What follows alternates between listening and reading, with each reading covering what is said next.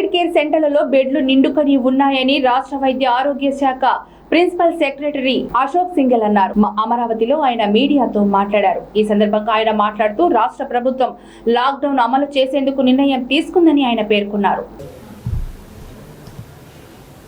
Covid cases update మనం ఒకసారి చూసుకున్నట్లయితే గత 24 గంటల్లో 1,15,000 కాన్సన్ట్రేటర్సు, అదేవిధంగా ఈ క్రయోజెనిక్ ట్యాంకర్సు. లాక్డౌన్ కాకుండా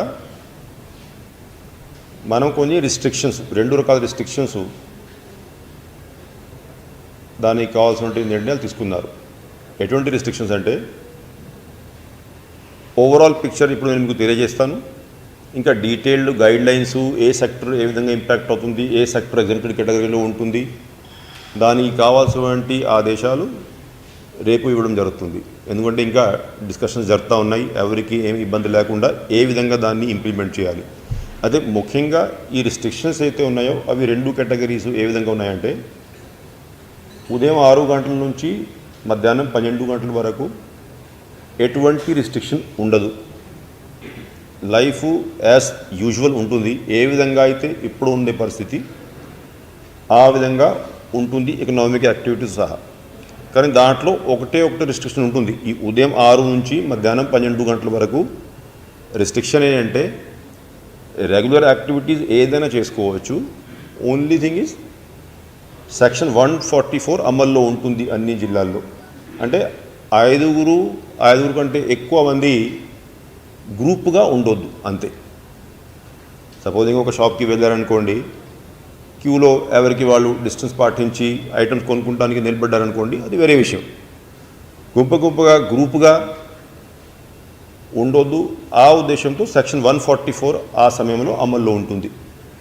ఇది ఉదయం 6 గంటల నుంచి మధ్యాహ్నం 12 గంటల వరకు. అదర్వైజ్ ఏ యాక్టివిటీ అయినా నార్మల్గా ఏ విధంగా అయితే ఇప్పుడు చేస్తూ ఉన్నామో ఆ విధంగానే బయట మార్కెట్స్ ఓపెన్ కానీ, షాప్స్ ఓపెన్ కానీ, ప్రజలు బయటికి వచ్చి ఏమైనా వేరే ప్రైవేట్ పనులు చేసుకోవడం కానీ, ఏదైనా అన్ని యాక్టివిటీస్ యాజ్ యూజువల్గా ఉంటాయి except for this 144 section restriction. మధ్యాహ్నం 12 గంటల నుంచి ఇంకా మరుసటి రోజు ఉదయం వరకు అది దాదాపు కర్ఫ్యూ లాగా పరిస్థితి ఉంటుంది. అంటే ఓన్లీ ఎగ్జామ్టెడ్ కేటగిరీస్ వాళ్ళు బయట వచ్చేసేసి ఆ కావాల్సినటువంటి పనులు, ఏదైతే అప్రూవ్డ్ పనులు ఉంటాయో, అప్రూవ్డ్ యాక్టివిటీస్ ఉంటాయో అవి చేసుకుంటూ ఉండవచ్చు.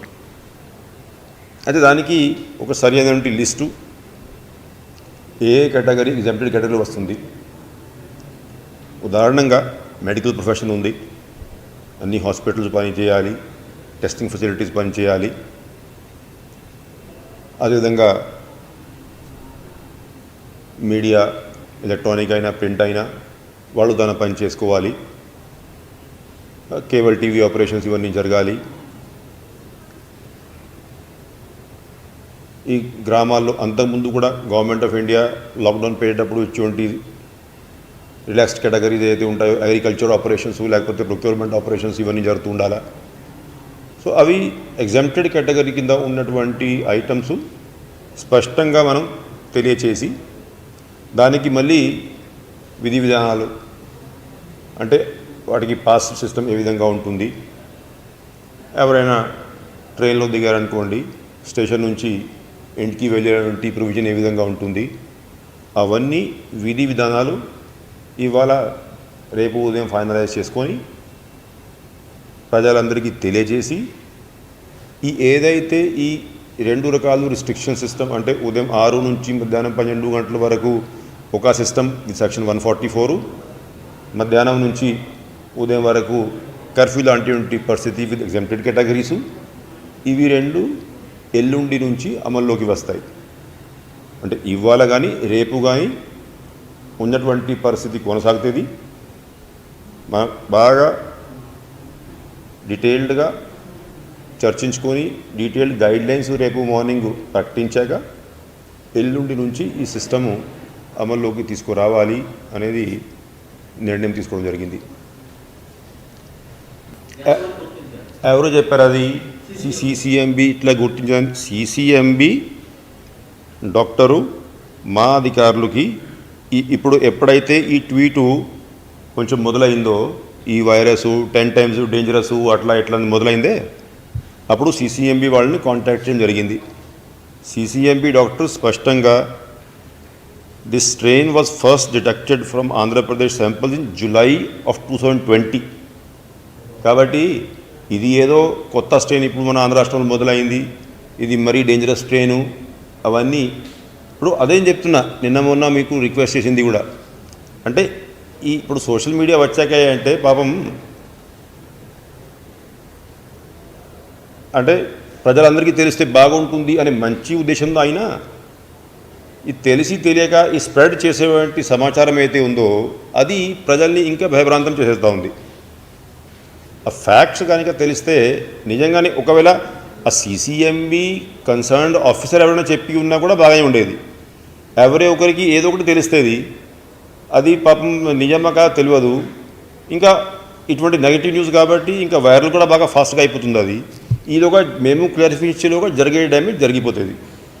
సో ఇది వైరల్ అయింది కాబట్టి మా అధికారులు, మా డాక్టర్సు సిసిఎంబి కూడా తెలుసుకున్నారు. ఇది లాస్ట్ ఇయర్ July, August నుంచి కూడా ఈ స్ట్రెయిన్ ఉంది కాబట్టి ఇది ప్రత్యేకంగా కొత్త స్ట్రెయిన్ ఏం కాదు. దానివల్ల మనం అంటే మామూలుగా కోవిడ్ కేసులు పెరుగుతూ ఉన్నాయి వాస్తవం, కానీ ఈ స్ట్రెయిన్ వల్ల మరీ విపరీతంగా పెరిగాయి, లేకపోతే ఈ స్ట్రెయిన్ వల్ల ఇంకా ప్రస్తుతానికి ఎక్కువ ప్రమాదం ఉందనేది, ఈ స్ట్రెయిన్ ఇప్పుడు ఉండొచ్చు అది వేరే విషయం, కానీ కొత్తగా ఈ స్ట్రెయిన్ వచ్చి ఈ స్ట్రెయిన్ మూలాన ఎక్కువ వైరస్ కేసులు వస్తున్నాయనేది కరెక్ట్ కాదు. అయినా మనం తీసుకోవాల్సిన జాగ్రత్తలు మీ ద్వారా మళ్ళీ ప్రజలందరూ కూడా రిక్వెస్ట్ చేస్తున్నాం. ఒకవేళ ఇప్పుడు మనం ఎల్లుండి నుంచి ఉదయం 6 గంటల నుంచి 12 గంటల వరకు ఎకనామిక్ యాక్టివిటీ లైఫ్ అంతా కూడా మామూలుగా ఉంటుంది అని చెప్తా ఉన్నాం, కానీ బయటికి వచ్చేటప్పుడు అందరూ కూడా మళ్ళీ ఆ కోవిడ్ గైడ్లైన్స్ అయితే ఉన్నాయో మీరు కొనుక్కోండి అని చెప్పినా కూడా మనం మాత్రం ఆ స్టాక్ కూడా 18 to 45 చేసే బదులు ముందు 45+ వాడుకుంటాం. ఎందుకంటే మన ప్రభుత్వం గవర్నర్ ముఖ్యమంత్రి వారు ఆదేశం ఏంటంటే అసలు ఆ కేటగిరీని పూర్తిగా చేయకుండా ఈ 18 to 44 కేటగిరీ ఏదైతే ఉందో దాన్ని వ్యాక్సినేషన్ ప్రారంభించుకోవడం కరెక్ట్ కాదు. ఒకవైపేమో 60 ఏళ్ళు 65 ఏళ్ళు వయసు ఉన్నటువంటి వృద్ధులు పెండింగ్ పెట్టుకుని వాళ్ళు చూస్తూ ఉంటే, ఇంకా ఇటు ఏమో 20 సంవత్సరాలు కుర్రవాళ్ళకి ఇవ్వడం అనేది మంచి పద్ధతి కాదు. కాబట్టి స్టేట్ ప్రభుత్వం డబ్బులతో కూడా కొనుక్కున్నటువంటి వ్యాక్సిన్ అయినా సరే అది మనం ఆ కేటగిరీకి వాడుకుంటాం. తర్వాత మనం కింద స్థాయికి అంటే 18 to 44-45 ఏజ్ గ్రూప్ అయితే ఉందో అప్పుడు ఆ కేటగిరీ వ్యాక్సిన్ ప్రారంభిద్దాం. ఎందుకంటే ఇంకా కొన్ని నెలలు పడతాయి మనకి, ఈవెన్ 45+ పూర్తి చేయడానికి కొంత సమయం పడుతుంది. ఇప్పుడు ఈలోగా ఇప్పుడు ఏమవుతుంది, సపోజింగ్ మనం కొనుక్కున్నటువంటి స్టాకు 18 to 45 వాడుకున్నాం అనుకోండి, ఒకవైపు ఏమో చూడడానికి ఇది అసహ్యంగా ఉంటుంది, పక్కన పెట్టండి. అది కాక గవర్నమెంట్ ఆఫ్ ఇండియా మనకి ఇచ్చేటువంటి స్టాకు ఇప్పుడు ఎవరికైతే సెకండ్ డోజ్ మనం ఇవ్వాలనో దానికి కూడా సరిపోదు ఇవన్నీ ఉపయోగించకపోతే. ఈ కొంతమందికి ఆ స్టేట్ గవర్నమెంట్స్కైనా ఇచ్చేయచ్చు, ప్రైవేట్ హాస్పిటల్కైనా ఇచ్చేయచ్చు. స్టేట్ గవర్నమెంట్స్కి ఏదైతే కోటా ఇచ్చిందో ఏదైతే వాళ్ళు సేల్ చేసుకోవాలి దానికి కేంద్ర ప్రభుత్వమే రాష్ట్రం వారీగా తెలియజేశారు. ఆంధ్ర రాష్ట్రానికి ఇన్ని, తమిళనాడుకి ఇన్ని, అది మాత్రమే మనం కొనుక్కోగలం, ఇంకా అంతకంటే ఎక్కువ మనం కొనలేం. అయితే ఈ సెకండ్ 50% అయితే ఉందో స్టేట్ గవర్నమెంట్కి సేలు లేకపోతే ప్రైవేట్ హాస్పిటల్కి సేలు, దాంట్లో స్టేట్ గవర్నమెంట్ కూడా మనకి తెలిసింది. ప్రైవేట్ హాస్పిటల్స్కి ఆ కంపెనీ వాళ్ళు ఎన్ని ఇస్తున్నారు మనకి తెలియదు, ఎందుకంటే అది కమర్షియల్ డీలింగ్. ఆ కమర్షియల్ డీలింగ్ వివరాలు మనకి తెలియదు. సో ఆ ప్రైవేట్ కార్పొరేట్ హాస్పిటల్స్కియో లేకపోతే ప్రైవేట్ హాస్పిటల్స్కియో ఏం ట్రాన్సాక్షన్ జరిగింది మనకి తెలియదు. మనకి వచ్చేటువంటి డైరెక్షన్ ఏంటి, ఎన్ని లక్షల డోజెస్, దాదాపు 13 లక్షలు ఉన్నాయి మనకి, ఎన్ని లక్షల డోజెస్ మీరు కొనుక్కోవచ్చు ఈ మే నెలకి, అది మనం ఆ కంపెనీస్కి ఆర్డర్ ఇస్తూ ఉన్నాం. అది ఆ స్టాక్ మనకి వస్తుంది. మనం మాత్రం 18 to 45 చేసే బదులు 45+కి వాడుకుంటాం. అది